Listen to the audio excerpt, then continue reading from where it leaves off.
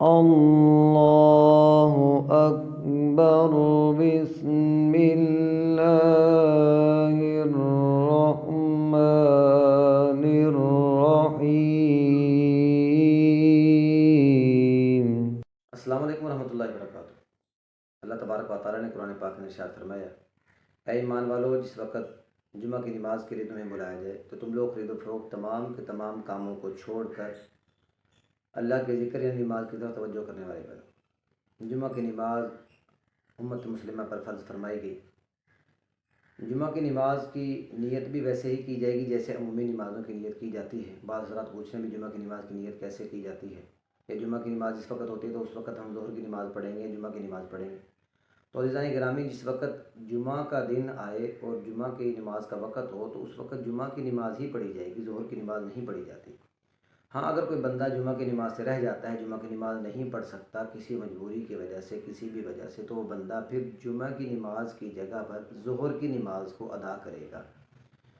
باقی یہ بات کہ نیت کیسے کی جائے گی، پہلے تو یہ بات سمجھنے کی نیت دل کے ارادے کا نام ہے کہ دل کے اندر جس وقت ہم نے ارادہ کر لی بھی ہم جمعہ کی نماز کی سنتیں پڑھ رہے ہیں تو ہماری نیت کہہ شروع ہوگی، اللہ اکبر کہہ کر ہم نیت باندھ سکتے ہیں۔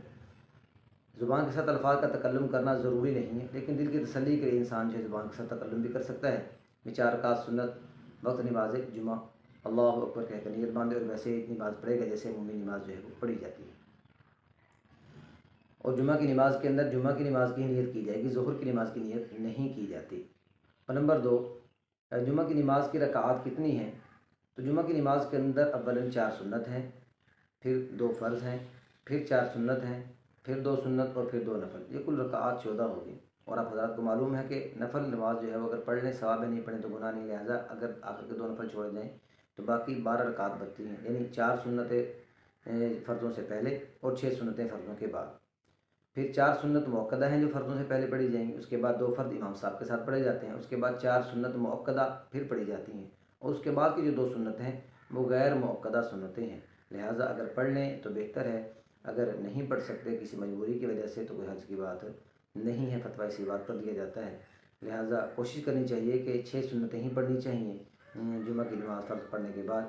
اگر نہ پڑھ سکیں تو 4 سنت مؤکدہ پڑھنی کہنی ضروری ہیں، اگر وہ 4 نہیں پڑھیں گے تو گناہ گار ہوں گے۔ اور یہ بھی کوشش کیا کریں، بہت سارے حضرات فرض پڑھنے کے بعد فوراً امام صاحب سلام پھیرتے ہیں تو مسجد سے نکل کر چلے جاتے ہیں، اس طرح نہیں کرنا چاہیے، بلکہ نماز کو مکمل پڑھ کر جانا چاہیے۔ 4 سنتیں فرضوں سے پہلے آپ نے پڑھنی ہیں، اور پھر 2 فرض امام صاحب کے ساتھ پڑھے جائیں گے جمعہ کے، اور پھر 4 سنتیں فرض پڑھنے کے جو بعد ادا کی جاتی ہیں۔ ان رکعات کا پڑھنا ہمارے لیے کیا ہے لازمی اور ضروری ہے۔ اگر ان میں سے ہم چھوڑ دیں گے، سنتیں پہلی والی چھوڑ دیں گے یا بعد والی سنتیں چھوڑ دیں گے تو ہم گناہ گار ہوں گے۔ لہٰذا مکمل نماز جو ہے وہ پڑھنی چاہیے۔ اگر کسی مجبوری کی وجہ سے آپ مسجد سے نکل جاتے ہیں، دکان وغیرہ پر جانا ہے، دکان وغیرہ پر جا کر گھر جا کر جو ادا کر لیں، لیکن ادا کرنے کی ہے ضروری ہے۔ اللہ پاک عمل کرنے کی توفیق عطا فرمائے۔